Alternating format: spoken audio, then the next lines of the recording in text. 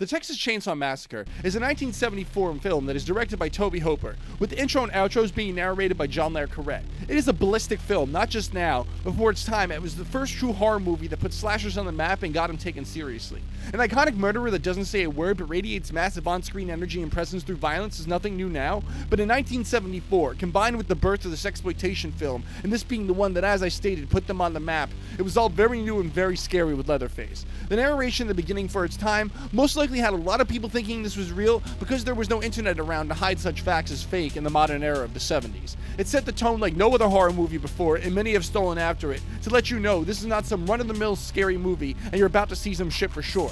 It starts off with a radio broadcast of the vandalization of bodies at a local cemetery, somewhere in Texas of course. We're showing a group of teenagers riding down the highway in their van as it cuts past the dead armadillo in the road. This van is totally 70s style.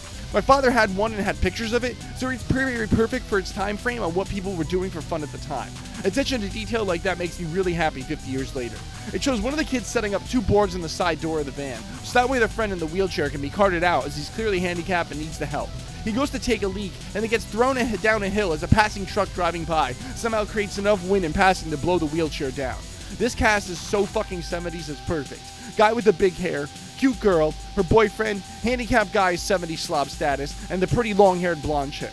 They pull over to see if the blonde girl's family is buried in the cemetery that I mentioned before that had her grandfather's grave robbed. The rest of them continue driving right on down and go past the slaughterhouse, where the eerie connection to this later on in the film is unreal. They pick up a hitchhiker that actually works for the slaughterhouse, and he goes full on fucking nutso, and shows them pictures of the slaughtered cows from that day, and it's graphic and violent as hell. He also explains how they make gummy bears in the most freakishly gruesome way possible. He then takes a knife from the handicapped guy and cuts his own hand open as the rest of the van stares on in shock, as he then gives the handicapped guy his knife back after declining his invite to go over his house for dinner and have head cheese. They quickly find a way to get this guy out of their van, but before they can, he takes a picture of them with a disposable camera and lights it on fire in front of them, and then he cuts the handicapped guy with his own knife out of nowhere as they kick him out of the van, and he marks it with their blood on the side as they drive away. A good bit of stuff happens after this, just moving the story along like everything's happy, teenagers aren't going to get killed, premarital sex, marijuana usage, and then they find an abandoned house because they run out of gas in the middle of the backwoods country in Texas and decide to go inside. Of course, the handicapped guy can't go up the stairs, so he's kind of a little salty about his situation, and who can really blame him if you had to be downstairs and hear all the fun going on upstairs? Annie then notices while they're stopped that random marking and animal bones similar to the ones worn by the hitchhiker they had just picked up showing up around the house and in rooms where they just were and definitely didn't see them before. As the teens continue wandering onward for their own looking for gas afterwards, they come upon another house that's clearly inhabited. This house contains Leatherface, the main first true slasher villain icon to a horror fan arguably. They show the teens walk into the house only to see a room full of animal skulls and freakish shit, and as he approaches the room, he's smashed in the head by Leatherface with a hammer and taken behind a sliding closed door as his girlfriend is outside aware of what's going on. From here, the movie's absolutely ballistic and off the wall. There's violent murder scenes, a whole shitload of brutalization, crooked cops, and a whole lot of fuckery goes down, along with us finding out that Leatherface is actually related to the hitchhiker, the crooked cop, and the weird obsessive guy from another scene. Leatherface is based on Ed Gein actually, a famous serial killer who made household items such as wallets, chairs, and lampshades out of his victims, and had previously inspired the likes of everybody's favorite mama's boy before Jason Voorhees, Norman Bates from the Psycho films. Gein was said to have found numerous body parts of his victims in places such as the fridge when they caught him, such as a human head. This movie really took Gein and turned him into the monster the world probably imagined him as behind closed doors, and literally brought it right to your face. He, however, did not use a chainsaw at any point of his grisly murders like Leatherface. Leatherface is the first true iconic slasher film main villain, you could say. He paved the way for Michael Myers in Halloween, which is a film that years later also took an elevated slasher status and gave it a whole new meaning, thanks to the Texas Chainsaw Massacre again, paving the way as a more violent yet subtle route, pitting a group of teens against one main slasher in their hometown versus the middle of nowhere. Leatherface has no subtlety in his character either. He appears to be close to 7 feet tall and is husky in size, making him appear even more menacing as he chases people.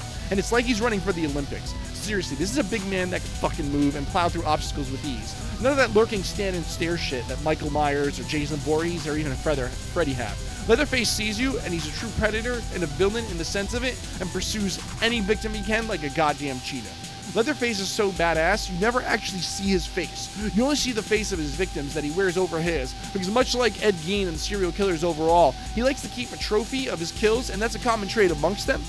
He also, of course, wields a chainsaw, but he likes to use hooks and hang his victims and bludgeon them with a mallet more often than not.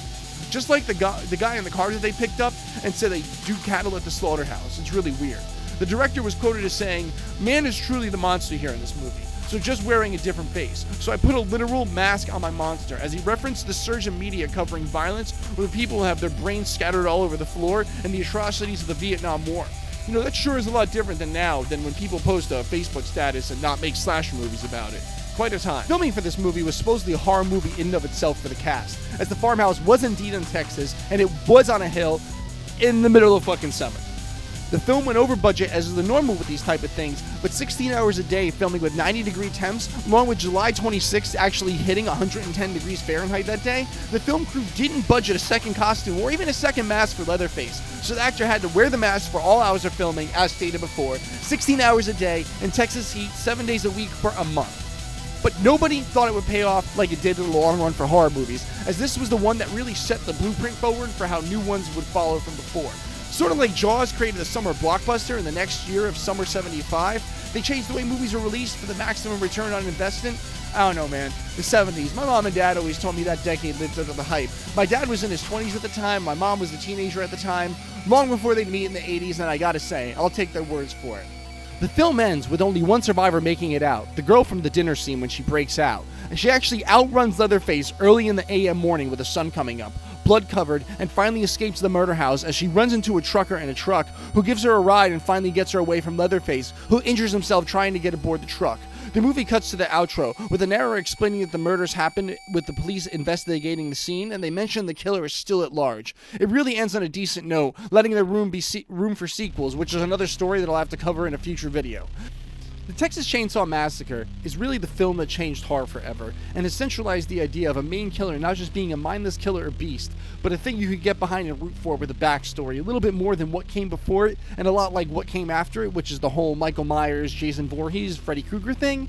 The movie really rode the wave of sexploitation films at the time, but actually featured very little sex and no actual up-close scenes of Leatherface killing his victims with a chainsaw. It is instead only implied via well-shot camera angles and fake blood spattering effects, which is supposedly pig's blood from a slaughterhouse, ironically.